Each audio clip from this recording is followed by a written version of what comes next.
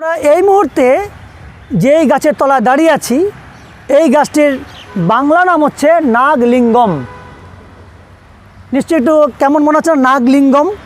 এর কারণ হলো এর যে ফুল রয়েছে, এই যে আমরা দেখতে পাচ্ছি ফুলটা, ঠিক আছে, এই যে ফুলটা রয়েছে দেখো, এই ফুলের যে কেশরগুলো রয়েছে এগুলো মূলত সাপের যে লিঙ্গ রয়েছে তার আকৃতির।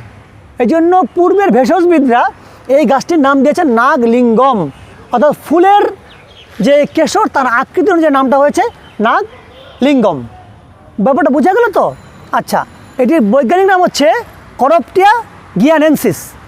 করপ্টিয়া গিয়ানেন্সিস, এটা হচ্ছে নাগলিঙ্গম।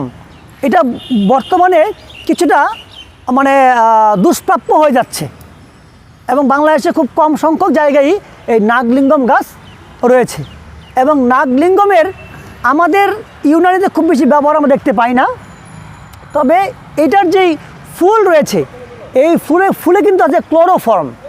এই জন্য যদি কেউ কারো ঘরে এই ফুল রেখে দেয়, এই ফুলটা যদি কারো ঘরে রেখে দেয় 4-5টা এবং দরজা জানলা বন্ধ করে দেয়, তাহলে সে সুন্দর ঘুমিয়ে পড়বে। কেন? যে ক্লোরোফর্মের কারণে একটা ঘুমের আবেশ তার মধ্যে আসবে। ব্যাপারটা বোঝা গেল তো? চমৎকার ফুল নিচ্ছে, তাই না? এবং তুমি আশ্চর্য হবা, এই গাছের যেই ফুল বা ফল একেবারে এই নিচে থেকেই শুরু হয়, কাণ্ডের নিচ থেকেই। এই তোমরা দেখতে পাচ্ছ এখানে আসবে, কিছুদিনের মধ্যে ফুল আসবে। ব্যাপারটা বোঝা গেল তো? আচ্ছা, আর এটার যে ফল, সেই ফলের আকৃতির অনুযায়ী এটার নাম বলা হয়েছে cannon ball tree. Cannon ball tree মানে কামানের গোলা, এত বড় ফল হয়, গোল ফল, এই জন্য নাম দিয়েছে কি ক্যানন বল ট্রি। আর বাংলায় বলছে নাগলিঙ্গম, কারণ এই ফুলের কেশরের আকৃতি অনুযায়ী। বুঝা গেল তো?